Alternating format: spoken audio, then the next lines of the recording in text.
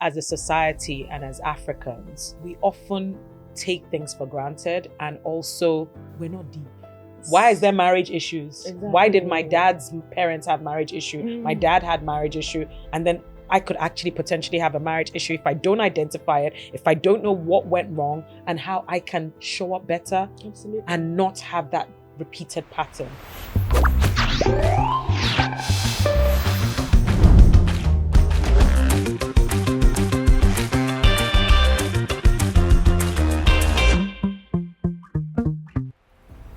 Hello and welcome to this special edition of Who Do You Think You Are? My name is Stephanie Busari. I'm a journalist and editor based in Lagos, Nigeria, and I'm super excited to be here with my pal Liz Osho, who, as you know, has written this amazing book. And we're going to be having a special fireside conversation to get into all the nitty-gritty of how this book came to be. So let's get to it. Liz, welcome. This is so huge. I'm so proud of you, and I've been trying to write a book for a while, so I know that this is not an easy feat. So really huge congratulations to you. Thank you, Stephanie. So how are you feeling? I don't think I've quite processed it yet, so I'm just moving with the motion as I usually tend to do. I'm happy. I love the book's cover. I love the reception to the book. We've kind of been going around doing these tours. I've done London, I've done Lagos, and everyone is like, wow, thank you for the gift of the book. That's what I intended for it to be, a gift, a guide. It was kind of like a love letter to my younger self. And I'm just so glad that other people are inspired and happy, to receive it. That's so beautiful. One thing I noticed, it pops. I love the cover, but I love the title even more. Who do you think you are? What was behind choosing that title? So it's a double entendre. Who do you think you are? I remember when we had finished writing the book, when I needed to think of a title, I had a book consultant, Yetunde Shorters. She's based in Miami, and we were doing this thing virtually for 2 years. Yeah. So everybody's been asking me, how did you write the book? I didn't write the book. I talked the book, then wrote the book. Oh, that's clever. So I actually had interview sessions of each chapter. Sometimes it would be 2 interviews per chapter with her. And they were like grueling because I had to relive everything. An hour-long session, sometimes 1.5 hours. And it's a lot, I just had a baby, but I was determined that I was going to do this book. I'm digressing, but basically we finished these sessions and then she was like, now we need a title. And I was like, coming up with different things. We had even had bubble. You know how you have like bubble words for all the different words that you want the book to connote. And I just was like, who do you think you are? And when I say double, it's because all my life, I feel like people, even when they've not said it, have looked at me like the audacity of you. You really think you're special. Who do you think you are? Wow. Like, who do you think you are? Like, just feeling like today I'm this, tomorrow I'm moving to Nigeria. Today, I'm suddenly the online manager of Genevieve. What do you know about online? I've had people say, what does this girl know about online? That she's calling herself the online manager of Genevieve magazine. I think I am. I think I'm the online manager, and I can wake up any day and think I am whoever I want to be. And so there's that aspect of the world asking you, who do you think you are? But then the other thing is, who do you think you are? So it's a question to the reader. It's the question to the reader. It's the question to yourself. Yeah. Every day of your life, who do you think you are? But also remember that people are asking, who do you think you are? And how are you going to show up when they say that? And do you even care what people think? Absolutely. That's really beautiful because it actually, it's speaking to the reader even before they pick up the book, and what I've really loved from hearing excerpts from the book, I can't wait to read it, is how wise this book is. It goes through so many different stages of your life. It's very wise. It's full of kind of really sound nuggets, because you've lived it, you've walked the talk and you've lived it, and you're sharing the benefit of your experience. And you really are very vulnerable in this. Was that the intention? You really wanted to go deep and just, really get to the nitty gritty of everything. So you know, I'm always asked like, oh, is there anything that you would change, you know, or are there any regrets, or what do you wish was different about your life? And the truth about it is that no regrets, you know, no regrets. It's my life. That's my lot in life. That's what I've been given. It's my bed. The main thing for me, even though there are no regrets, is that I wished that I had had a mentor earlier in life. I feel like a lot of my life choices, a lot of the experiences, not that they wouldn't have happened, but they would have been less insufferable. They would have been that just easier to get through if somebody had been holding my hand, you know? So I kind of wrote the book as a guide, you know? And because it was a guide, how do you guide someone if you don't actually go into the details of the trauma, the experiences that have made you who you are, the lessons, you know, because before a testimony, which the book is, there has to be a test, you know? And so I had to be vulnerable and I had to dig deep. And honestly, Stephanie, it was really therapeutic. I haven't officially ever done therapy. I preach that it's important, but the book was therapeutic. I tell Yetunde that she gave me the gift of finally releasing and saying, these are the things that have happened to me. This is what I learned from it. And you're not alone. And so I had to be vulnerable to be able to get through that process. Yeah, I really see this book as also a guide for younger girls who might be trying to find their way, and you know, they feel like maybe they're alone in their problems or their issues, but someone has gone through that before, absolutely, you know, and come out of it. Exactly. So I'm definitely picking up one for my 13-year-old. Wow. You know, I think it's good for young girls to have the benefit of the experience of older women. You know, and also writing letters to your younger self. You know, we do that for a reason. Absolutely. To help younger women coming. Absolutely. To say you're not alone. Absolutely. We have been through this path, and you definitely come out the other side.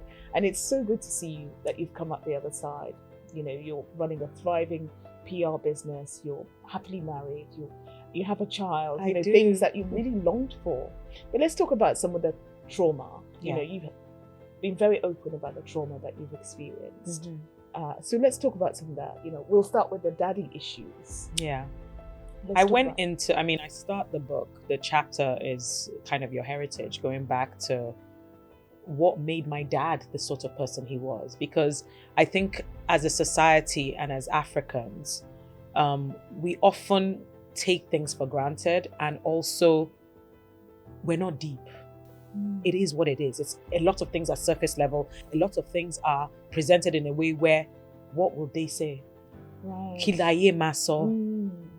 What do you want people to say? How many times have you heard that growing up? But what do you want people to say? Yeah. What do you want people to say? So you're going to do that? You're going to divorce? You're going to leave your husband? You're going to not have a baby? So do you not know that people are thinking that there's a problem? So we're constantly thinking, you know, we've got to put ourselves together. We've got to, you know, because of what the world thinks, you know. And so for me, it was important in the first chapter to even talk about the type of man, the type of parents my dad, because it's actually generational, isn't it?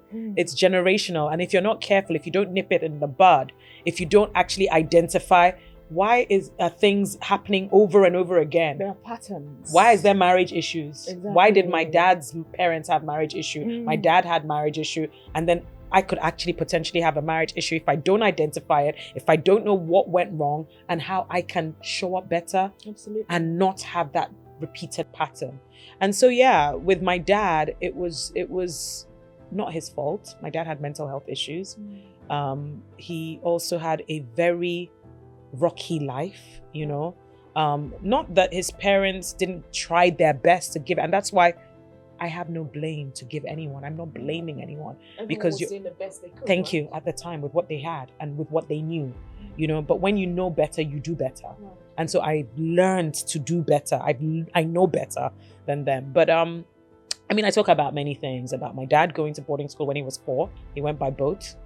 Yeah, he was 4 years old. 4 years old. Yeah, with his cousin, and they're on a boat. I was approached by historians in England, by the British Historian Society, because they had records of my grandmother arriving at various ports and they just wanted to confirm certain things. So they like they scanned me all these arrivals and the names she was arriving with.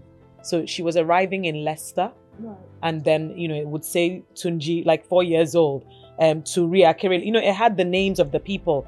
And then it would also tell you where they were going. You know how you would how we fill like where our address. Report, yes. So they were going to London. Wow. Things like that. So there's so much history and heritage. And so I start with that. And then what that did to my dad. Did he feel abandoned? When I was growing up, my father had a white adopted mother, called Mutti. Mutti is mother in German. I talk about it in the book. And that's not his mother. That's not his mother. He must have felt that was his mother. That's what that he must have. But then you're 25 and then you come back to Nigeria again, but you don't fit in, but you're British. And that was, his reality. And my reality too. Because I was very British as well. I went at 8, yeah. I went at 8. So 4 years after 4 years, older. Yeah. But I also didn't fit in. I talk about abandonment issue, but part of even like a subtext of that abandonment issue is identity crisis. Of course. And you were the only white girl. I was the only black girl. The black girl in your school. I was. White girls. I was. There was 100 white girls and I was the only black girl. And I faced so much, I don't even like to call it bullying because I say they didn't even know that they were bullying me. They were curious and they wanted to lick your skin and see if it tasted like chocolate, and they wanted to see your tail because the closest thing to black that they understand are monkeys, and they wanted to understand why I had it like a sticky out belly button. It's an idodo. Yeah. They wanted to know. Well, they call it outie. Outie, yeah. But they also used to say it was a willy, so they would be like, it's a willy. And I had short hair. I had short hair because my stepmother just did not want a situation where the braids are too long or they had come out. You know how it is. I can't manage it. Exactly. I can't manage it. Yeah. And they would ask if I was the kitchen boy. The first day they were like, is that Sarah C ran the school? It's called Hanford. Is that the kitchen boy? I also got a lot of positives out of it. Yeah. But we cannot pretend that the negatives didn't happen because of the positives. And it's quite striking that your father must have gone through exactly the same Absolutely. And he talks about it. He wrote a book himself. Oh, he did? It's called A Return to Life. And did you ever sit down and talk to him about those experiences? He would talk about it. But with you? With us, yes. From a very young age, I know so much about him because, he was someone that loved to talk. He was a writer. My dad had read the Bible 3 times before he died from front to finish. So he was an intellectual, right. Dare I say, not on a different level. I'm nowhere near his own intellectual. Those ethicals. He was proper brainy, and had libraries full of books in England, in our house in Hampstead and here in Ikoyi, books. He's a book person. If my dad wasn't drinking, he was reading. So do you feel that those early experiences of being sent away so young and the trauma, let's be real, it's trauma. Do you feel that affected how you were able to build a relationship with him as a father-daughter? Yeah, absolutely. What was your relationship like? At first, because he had mental health issues, it wasn't traditional. My dad didn't like us to call him his name. I called him Tunji because he would say, I'm not daddy, my name is Tunji. So we all called him Tunji and had a nickname for him, Tunji Smas. Tunji Smas, and he liked that. My dad can just burst into song. He can sing. He had a song, if I had a wing like a dove, if I had a wing like a dove, I would fly. Like, I know I have various songs in my mind about my dad. He can sing anywhere. So I'm just kind of showing you this flight. Unconventional. Very unconventional. Right. That you're calling Tunji, and you're also talking back.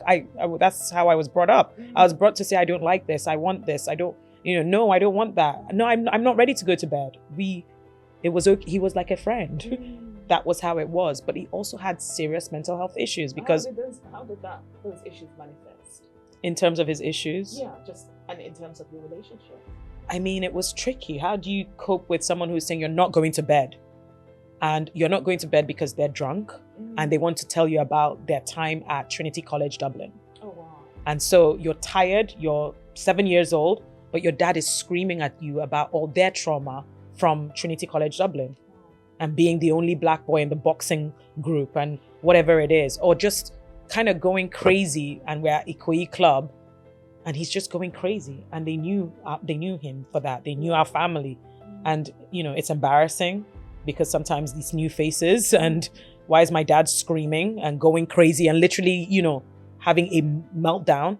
But that's my dad. That was my dad. That's the dad that I grew up with. But it did affect our relationships, and it got really, really bad. I mean, when he's doing all of these things, he's your dad and I have access and I come every weekend and I'm used to it. But things really took a turn when my stepmother kind of banned me, and I always say kind of, because it's not really kind of. She banned me from coming. She banned me from coming from living with them, from living with them. Why? Do you know why? She said that every time I would come, I would cause a rift between her and that it was only when I was around that her and her husband would fight, and she was sure I was coming with some kind of jazz. Oh wow. And that was what was causing these rifts and fights, and that I was no longer welcome. And your dad was okay with that? He has mental health issues. So she was. So she said this. I mean, I talk about it in the book. She said it one day, and it became a physical fight between her and my mom, and the police were called. This was in England, at our house in Hampstead, and my dad was asked, "Is this your daughter?" "Yes." "So can she stay? I mean, you own this house." "Yes." "So you have to make the decision. It's England. Yeah. They're not gonna make it. It's a family dispute. Exactly. It's a family dispute. So what do you want? Let her go to her mother for now." Wow. And I never came back. That is, I feel so sad for you. How old were you at that time? 13. I feel so sad for 13-year-old Liz to go through that. That's abandonment. It is. From the first father figure, from the first male figure in your life. Mm-hmm. So how did that manifest in the relationships that you later had? It was tricky because I have a chapter called "The Endless Search for a Father Figure," and you're looking for father everywhere. It's painful. It is. And guys, I would drive. My father was the son of the only surviving child of the first female doctor in West Africa. She had a lot of money, and all of it was willed to him. So this was what sent us to school, very expensive boarding schools in England. And I would be driving with my friends to Parkview. I had a friend that lived in Parkview, so I had to drive oftentimes through what was called Temple Road, which is now Olu Holloway Road. Right. And I would be driving, and she'd say, "You are still not allowed in." And that was your father's house? That's my father's house. Wow. And that's where I grew up. That's where my parents were married. That's where my mother lived as man and wife with my father. And all of this happened after. And this is now the circumstance. And I'm 13 and 14 and 15 and 16 and 17 and 18 and 19 and 20 and 21 and 22 and 20. And I'm like that. I'm 40 years old now. And you're still not allowed there. I'm not allowed there. The funeral, my father has died. I'm still not allowed there. I'm in court over, this whole situation, this whole mess. And so you see why I say the book was therapeutic, because of course we're talking about abandonment issues, but there's so many other issues under that subtext, and even separate to that. And there's marriage, and there's infertility, and you're navigating friendships. So let's talk about just, what we started talking about with the endless search for the male figure, the father figure, and how that manifested in your relationships. So, I mean, it meant that I was kind of dating men very early.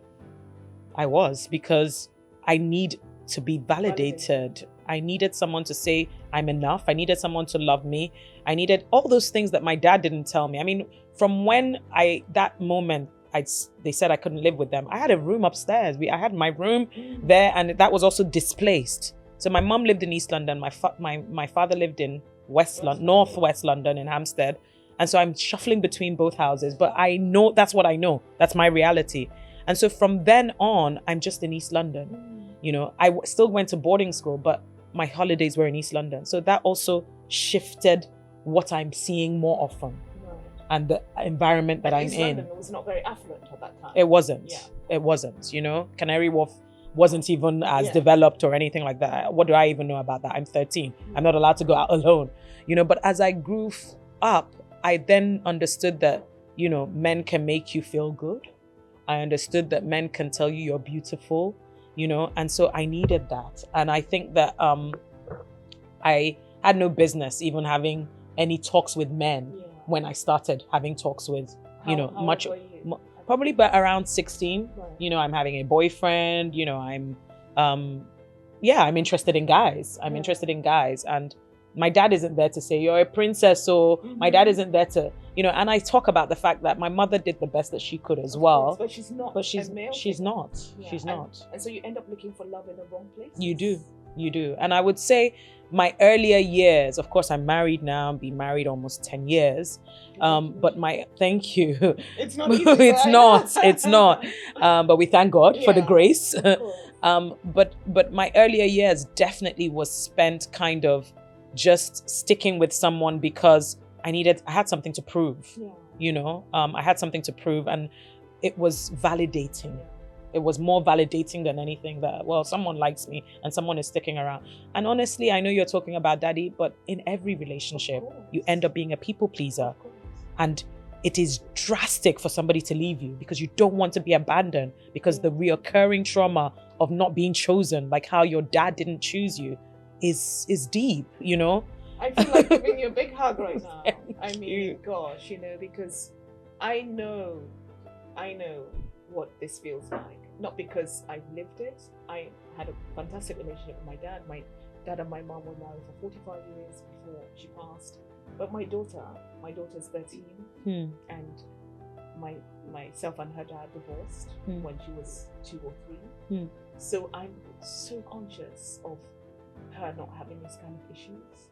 And actually, she has a very close kind of circle of men that I've built around her. Beautiful. To make sure that she's validated by male figures. And I'm remarried now.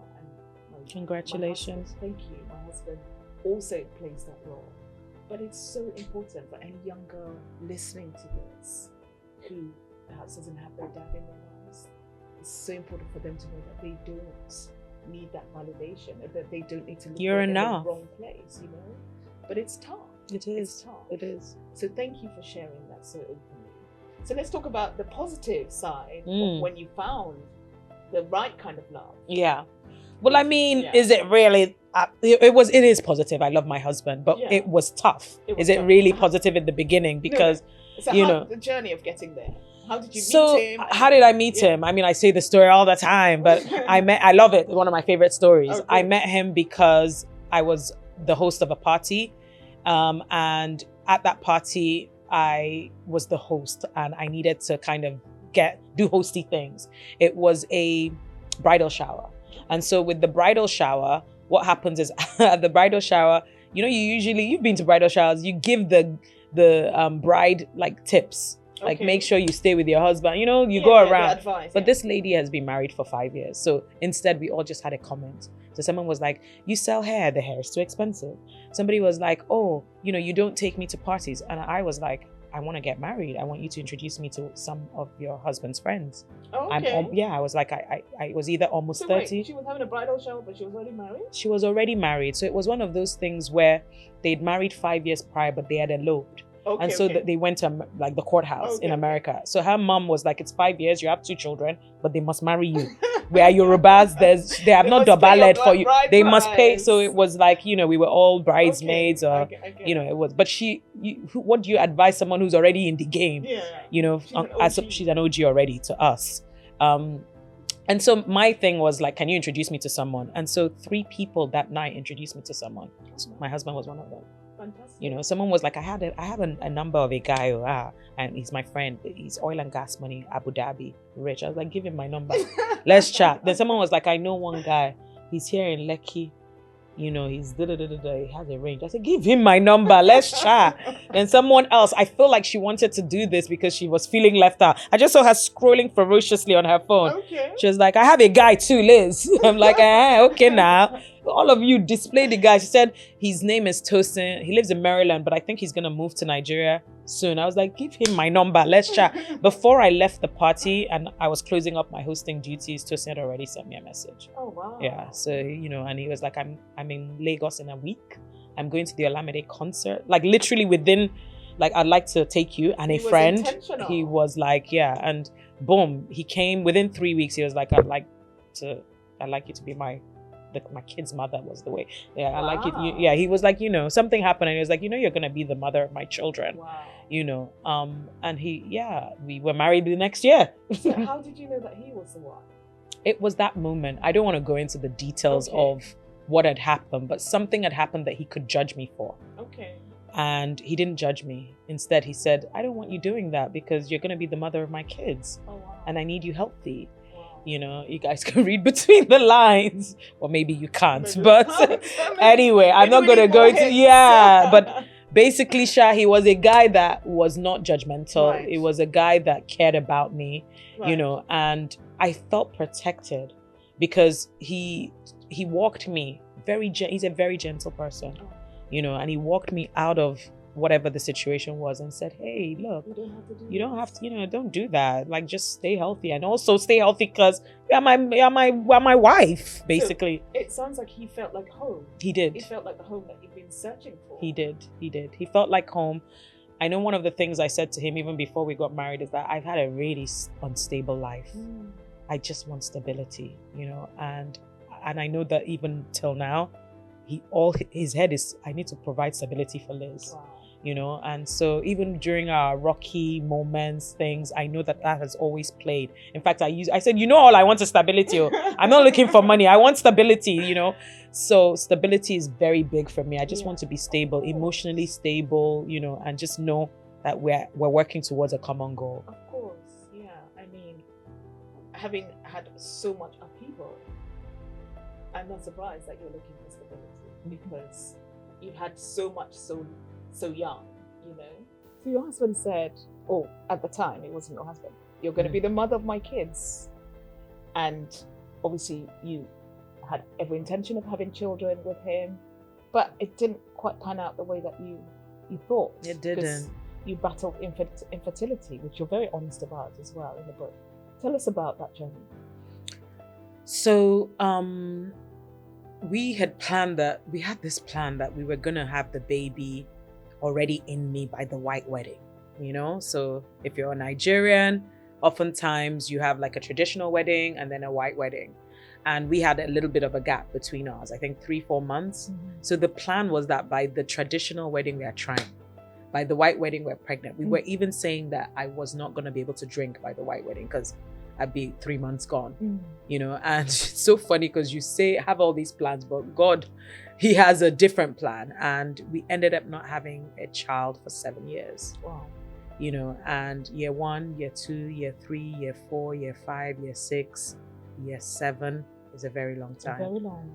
It's very long for both of you, but it's also very long for the family that are also expectant. Of course, yes. And alongside Nigerian both families are always expectant. And so let me even burst your bubble. I was the firstborn. I am the firstborn of my father and my mother, and Tosin's the firstborn of his mother and father. And Elijah is the only grandchild. Wow. So all those years, everybody's waiting along with you. No, my mother doesn't have any other grandchildren. Tosin's parents have no other grandchildren. And so the pressure was immense. And this infertility thing, it's a horrible, terrible disease because oftentimes there are no explanations. There's no concrete, they call it unexplained infertility oftentimes, where they can't explain it. In our case, we knew, we had, an idea.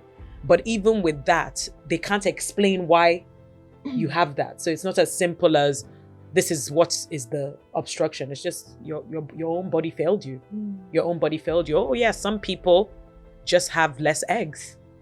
Some people just go into menopause earlier, And so for me, I had something called DOR, which is diminished ovarian reserve, which basically means my eggs are declining. A woman is born with her lifetime supply of eggs. I say this now, it's almost like it's my gospel. And so you do have a test that you can do. It's called the AMH test to know how many eggs that you have. And we are now at a time, and I'm very okay with people deciding, their future and saying, right now I'm on career, but just know that you want to be a career woman till 40. the chances are less than when you're 25. It's just it's just biology. Yeah. You know, so nobody's trying to dictate or say rush, but just know. And there are options. And I love science, you know, and that's why I didn't understand when a lot of Nigerians are like, oh, you are testing God with IVF. People there's that notion that you're testing God with IVF. It's scientific. Just wait. God's time is the best time. Relax and you'll get pregnant. There's nothing I didn't hear. So is that why you were delayed in trying IVF, or had you tried IVF all along? When did that journey begin? So we were told, we didn't even kind of go and check ourselves till 2 years into the marriage. So 2 years is gone. We have 5 years until we have the baby. When we were told the situation that I had DOR, and my husband also, you know, was told to maybe boost his sperm or whatever, we did not start. IVF is expensive. Yeah. You know, and at that time I was just in entrepreneurship. I had left Genevieve magazine. We didn't have all the money in the world. You know how Nigeria is now. You want a phone, you buy the phone outright. You know, there's no dear. There's no credit. You want to pay for your house, you're paying your house in full. So there's always a cycle of something that you've got to pay for. Generator has broken.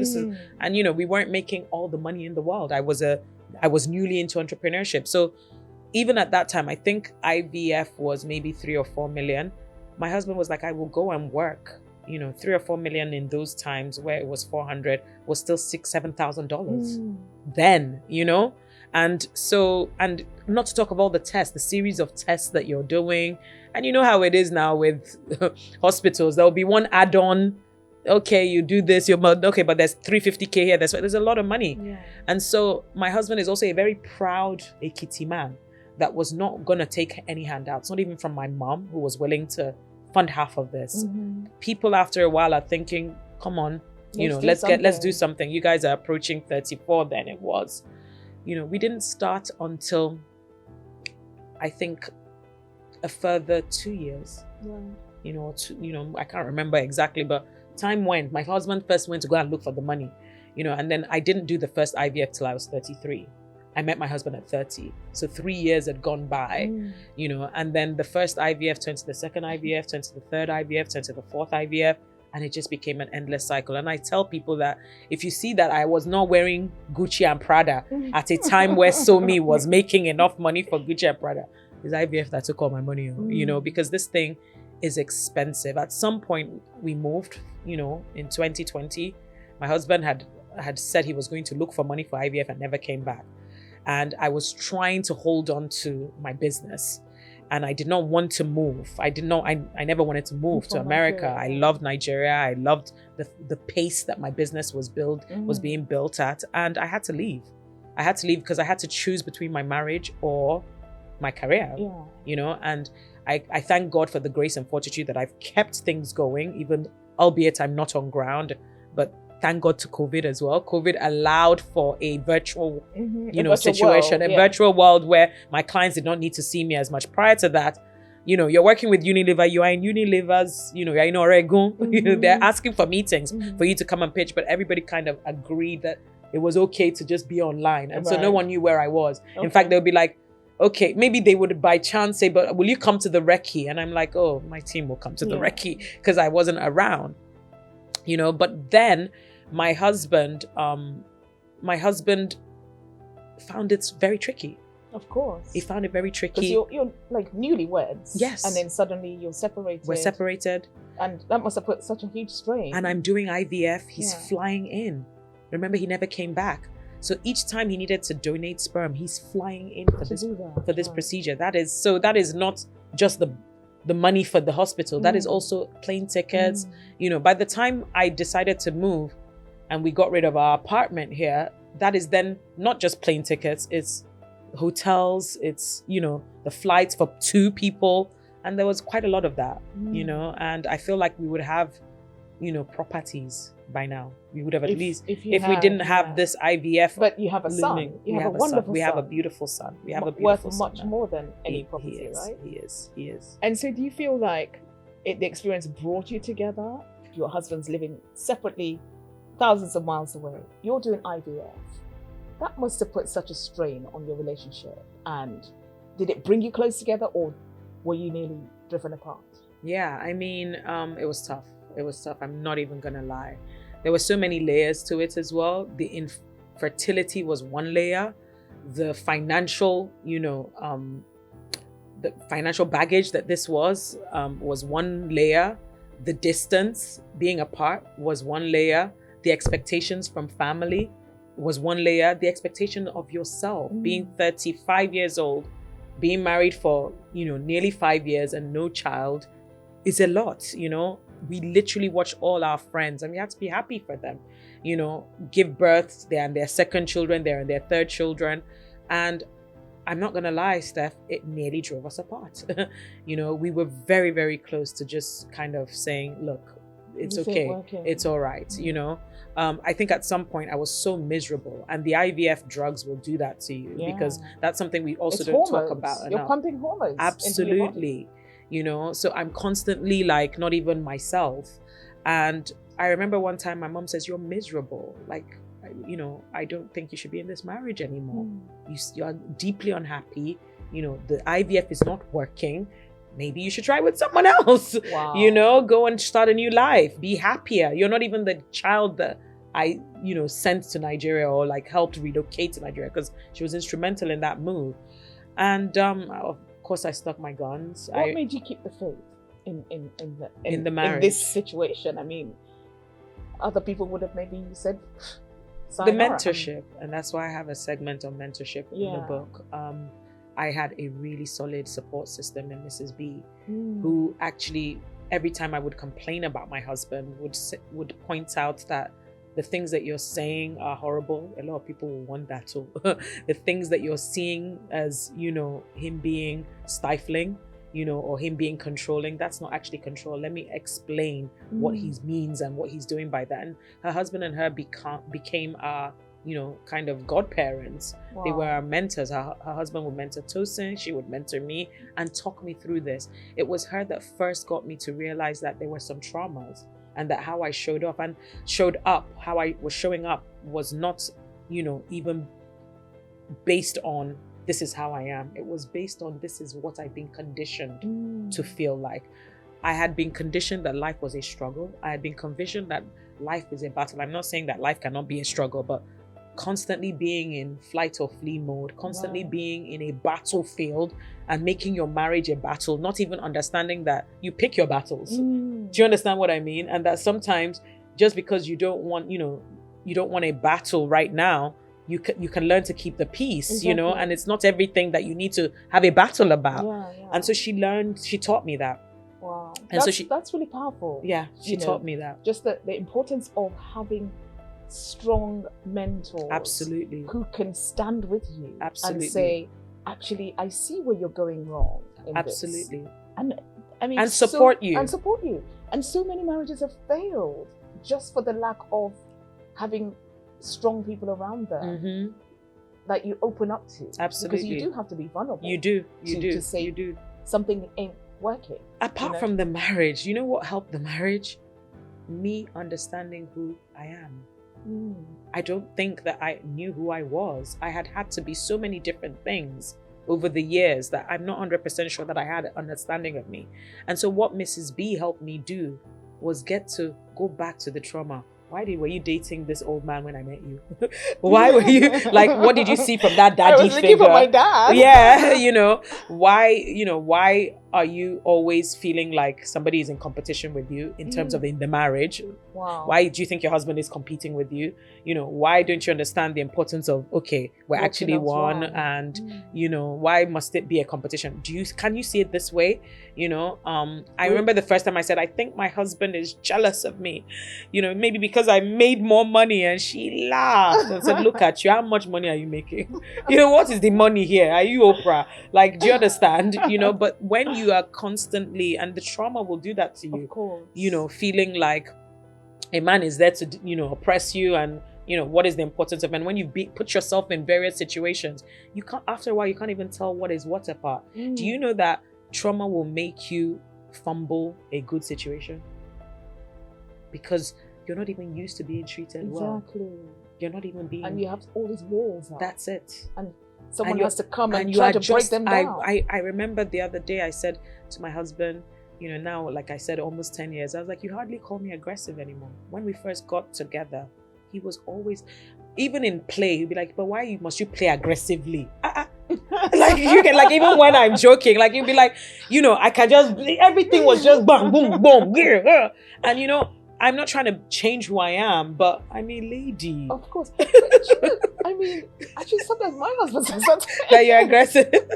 Like, he's like, calm down. of, like, how I was like, are you gonna hit me or Oh, something? Lord. Like, because like playing is like a little bit like, yeah, or whatever. maybe that's how is we that are. a UK thing? I don't know. Maybe that's how we play. Maybe we're just hitting each other all the time. But I don't know. I'm not sure if it's like something that UK teaches you to be very kind of like. Do you think so? I don't know. In a sense, like I feel like it's different a little bit from women who've grown up here. Yeah. So I don't think you're not. I'm certainly not docile. No. And I'm certainly not like, where in a two, the house. I didn't even understand that a man wants to look after you, because where I'm coming from in the UK, we look after each other. Yourself. You pay your bills. You pay your bills, and when you marry, you split. Yes, 50-50. It's 50-50. Yeah. And or you have who is looking after what. So exactly. My husband doesn't think like that, and he doesn't expect that there's no expectation. Yeah. And so that was odd for me, that somebody wants to pay for everything. So. And I'm like, there's a suspicion, like, why? Do you want to control me? Thank you. Because of this? Thank you. You're going to use that one too. Yeah. No, that's what he saw his mom and dad do. Oof, there's a lot to unpick from our upbringing, certainly. So,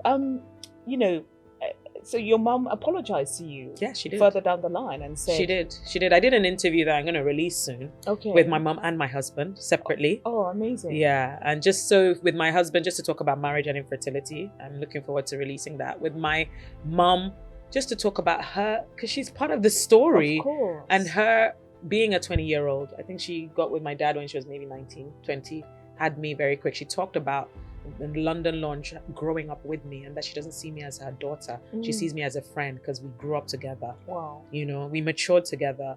And so she is a no-nonsense person. I remember then she would say, like in Yoruba, that people that are not related to me, that are not related, that's to talk of my own daughter. Oh, wow. So she was trying to get you out of that situation. You're not happy. Yeah. You're not happy, and there's nothing else I can do for you. And is it by force? Must you be? And guess what? She left my dad. So what you know is what you will. Of course. Do you understand? So she's not in the habit, or her background didn't afford her to understand what it means to stay through it thick and thin. And for me, I'm like, my husband is not beating me. My husband is supportive. He's a kind man, and he's God-fearing. And that was enough for me to fight for. That's a strong foundation. That's it. Yeah. That's it. And so did you have counselling apart from the mentorship? We did. We had counselling. We had to have some incidents occurred. Various things happened, Stephanie. When you write a book, it's not a tell-all. I'm not washing my dirty laundry. Of course. It's a guide. Yeah. And so I talk about some things. I don't talk about everything. Of course. But we did go through counselling, church counselling with Cornerstone. Very well how much I drew closer to God, and how this infertility, my marriage, and the trauma that I faced got me to just seek questions. From meeting Nathaniel Bassi, who actually said to me, "You're going to have a baby," to Tunde Ode, a pastor at Flourish, who also said, "You're going to have a son. You're going to have a son." To us going jointly together to sorting out. I was supposed to allow me to say the story. Please. I was supposed to go to a meeting with my ex-boss, Betty Rabo, and Stephanie. And Betty calls us her aburos. And, she will be like, my aburos, we need to strategize. I need to make money. What's going on in Nigboro? What's going on in the streets? Like, how can I make money? Okay, Stephanie, can I come to yours for tea? Yeah. And we were supposed to meet. And you called me and said that we're not going to meet. God is telling me that we're going to a church. A prayer retreat, yeah. And that it's a prayer retreat. I've never gone to anything weekend, like that. We're like, we're going to sleep there, Liz. And I'm like, and she goes, but we will share a room. And I'm like, what are you like? Me, I'm here in the middle of IVF. I'm not trying to, she's like, trust me, let's go. And we went, we met there. We indeed shared a room. And it was to date, one of the most powerful weekends I've had it's in life. Life-changing. It changed my life. It changed both our lives. And I feel like what God was trying to tell you in that season was to reassure you. Absolutely. Because there was so much anxiety that you had around, will this work? Will this work? Will I have a child? And he kept sending people to you. He did. Telling you that, Liz, it's okay, I got this. I remember Cornerstone, I had a word, Cornerstone, and the word was that you're building on fertile ground. You know, and every time I would get upset, Ehime would remind me, you're building on fertile ground. Have you forgotten? You don't trust God. You're building on fertile ground, you know, and it was so encouraging. Yeah. You know, and even us going, I remember what Pastor Joe said to me, because the session ended with a one-on-one. With him, a prayer session, you know, and I remember, you know, what you wanted was you wanted to be married. I wanted to be married. And what I wanted, remarried. What I wanted was a child, and you're remarried, and I have my child. Yeah, I mean, like I said, it was life-changing, and it really was God directing us to say, you know, because I had a lot of anxiety about getting married again, and I just thought maybe it's not going to happen. Maybe I just have this amazing career, I have amazing daughter, amazing friends, and maybe that's all it's going to be. And I was okay with that. But there's still a longing to have companionship and all of that. Absolutely. And I feel like God was just, because we had this desire, like that was quite strong, God was just saying, come to a place of peace with me. Absolutely. So I can show you that your desire is valid and will be fulfilled, you know, and that's what happened. Absolutely. Do you know what one of my favorite Bible quotes is? Ask and you shall be given. And I just don't think enough people ask. You guys, you have to ask. And there's so many excuses. My mother is not rich, my father, but we live in Ajegun. Like, ask and you shall be given. Look around you. How many people have come from nothing and they've become something?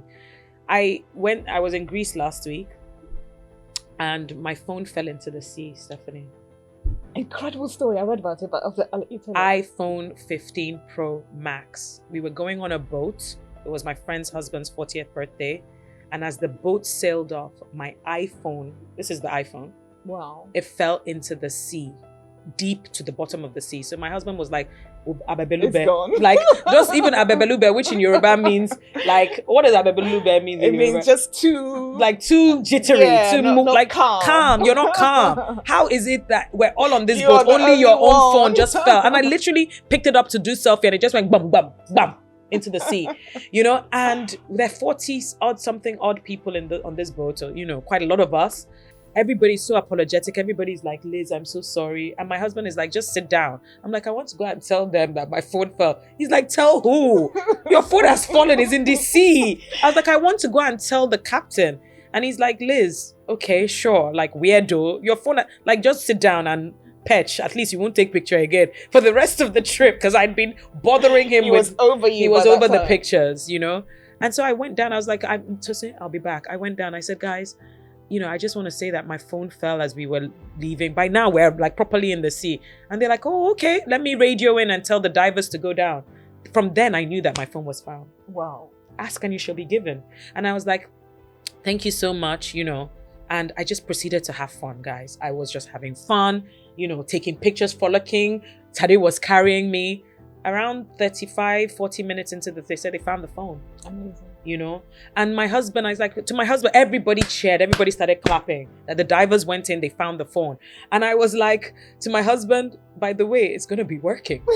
And he's like, Liz, now you are crazy. It's salt water. I said, it's going to, and I said to God, you're going to, that phone, because I just bought it. Yeah. It's an iPhone 15 Pro Max in this economy.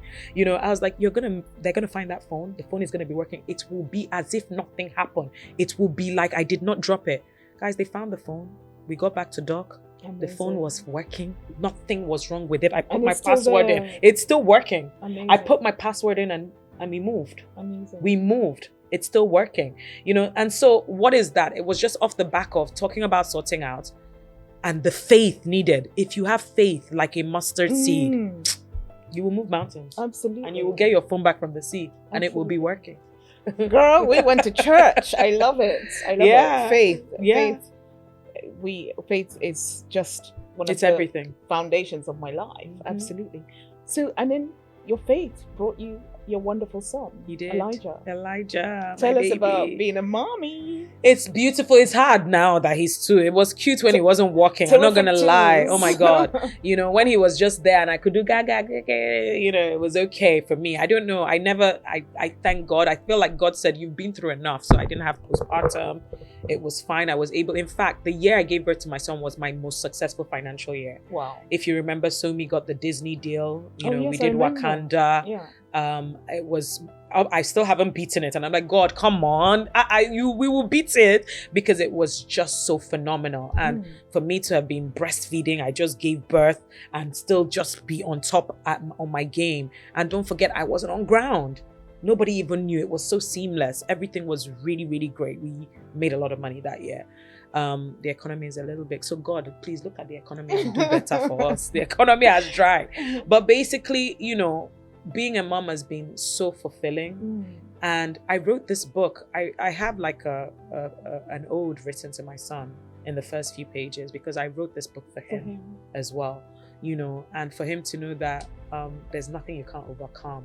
And I don't want a life without trials. That's not what I'm talking about, guys. Trials will come. Absolutely. Because even the Bible says so, you know, but it's just for you to pray that God will make sure that he holds your hand through that trial, and he will put people around you, people like you know, all my friends and family that have loved me and that have protected and supported me through this.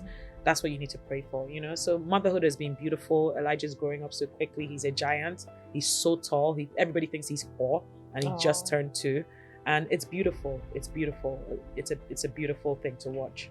Wow, Liz. I mean, we could have this conversation for many, many hours. You're such a phenomenal person.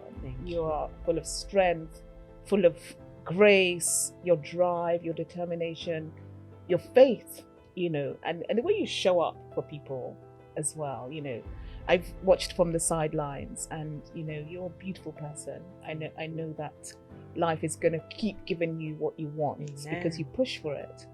And also I see that the cycle is broken, the cycle of abandonment, and you're building a beautiful family with your husband and your son, and there will be other children. Amen. You know? Amen. So thank you for giving me the privilege of having this wonderful conversation with you, for being so vulnerable and authentic, and for sharing so beautifully. Thank you. Thank you. Thank you, Steph. Oh. Thank you.